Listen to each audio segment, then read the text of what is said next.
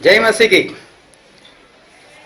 Bible के एक दूसरे के विरोधी पद सीरीज में ये 21वां वीडियो है और बाइबल के कुछ वचन जो एक दूसरे के विरोध में दिखाई देते हैं वैसा है नहीं, लेकिन कई लोग एक विरोध में दूसरा वचन दिखाते हैं जो कि एक मूर्खता है।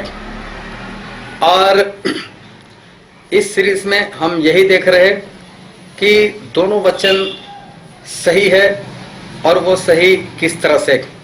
अगर आप भी परमेश्वर के वचन में बढ़ना चाहते हो और बाइबल के वेद को सही से समझना चाहते हो तो मेरी चैनल को आप सब्सक्राइब करो और साथ में जो बेल आइकॉन है उसे टच करो ताकि जैसे ही मैं वीडियो रखूँ आपको तुरंत उसकी नोटिफिकेशन जो है वो मिल जाए। और मेरा वीडियो पसंद आए तो उसे लाइक ज़रूर करना, शेयर भी करना, और अगर वीडियो पसंद ना आए तो डिसलाइक कर देना, लेकिन वीडियो जो है वो पूरा देखना। और आज का वचन है रोमिया उसका 3रा अध्याय और उसका 23वां वचन, और मैं आपके लिए पढ़ता हूँ रोमी 3:23। इसलिए कि सबने पाप किया है और परमेश्वर की महिमा से रहित है। यहाँ पर ऐसा लिखा है सभी ने पाप किया है और इसीलिए सभी परमेश्वर की महिमा से दूर है। और फिर हम बाइबल में पढ़ते हैं अय्यूब की पुस्तक उसका 1 अध्याय और उसका 1 वचन। उस देश में अय्यूब नाम एक पुरुष था, वह खरा और सीधा था और परमेश्वर का भय मानता और बुराई से परे रहता था। यहाँ पर ऐसा लिखा है कि अय्यूब नाम का जो पुरुष था वो सीधा था, खरा था, बुराई से दूर रहता था, मतलब कि उनमें पाप नहीं था। जबकि रोमी 3:23 में हमने ऐसा पढ़ा सभी ने पाप किया है। तो अभी सच क्या है?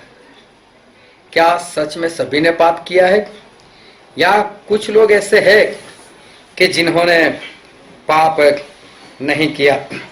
सच क्या है? क्या सभी ने पाप किया वो, या अय्यूब सीधे थे और खरे थे, उनके अंदर पाप नहीं था, ऐसा है क्या? बहुत ध्यान से परमेश्वर के वचन को समझते रहना। क्या अय्यूब उन्होंने कभी कोई पाप नहीं किया था? क्या अय्यूब वो संपूर्ण थे? सभी ने पाप किया है। रोमी 3 और उसका 23 वचन एक बार मैं फिर से आपके लिए पढ़ लेता हूं। रोमी 3:23। इसलिए कि सभी ने पाप किया है। यह वचन सही है कि सभी ने पाप किया है। पौलुस जो है, संत पौलुस, वो भी अपने बारे में ऐसा कहते हैं। हम बाइबल में ही पढ़ते हैं संत पौलुस के बारे में, और रोमी उसका 7वां अध्याय और हम पढ़ते हैं उसके 14वें वचन से लेकर 17 वचन तक। रोमिया 7 और 14 से 17। क्योंकि हम जानते हैं कि व्यवस्था तो आत्मिक है परंतु मैं शारीरिक और पाप के हाथ बिका हुआ हूँ। पौलुस खुद ऐसा अपने लिए कहते कि मैं शारीरिक और पाप के हाथ बिका हुआ हूँ, और जो मैं करता हूँ उसको नहीं जानता, क्योंकि जो मैं चाहता हूँ वह नहीं किया करता, परंतु जिससे मुझे घृणा आती है वही करता हूँ।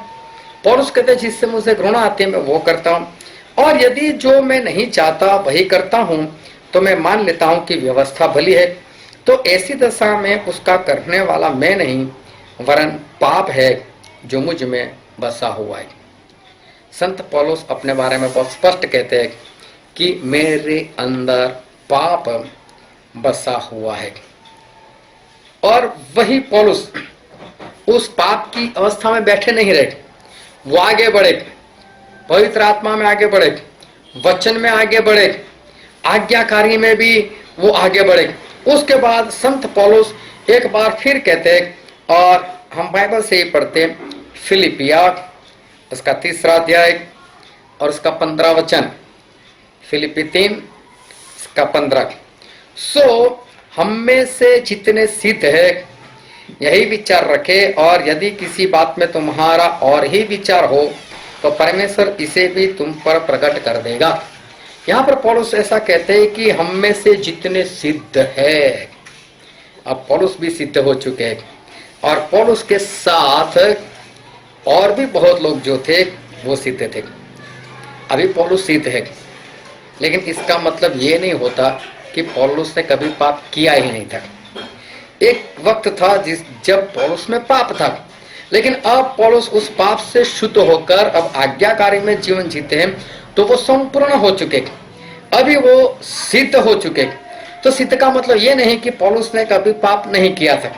उसी तरह से जब अय्यूब के बारे में लिखा है कि अय्यूब वो सिद्ध है, तो इसका मतलब ये नहीं कि उन्होंने कभी भी पाप नहीं किया था।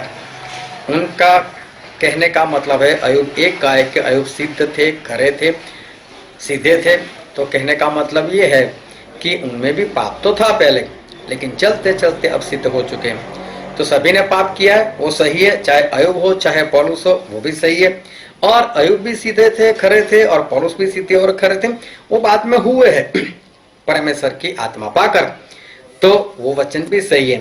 ये दोनों वचन जो है वो सही है। परमेश्वर आपको आशीष दे। आमीन।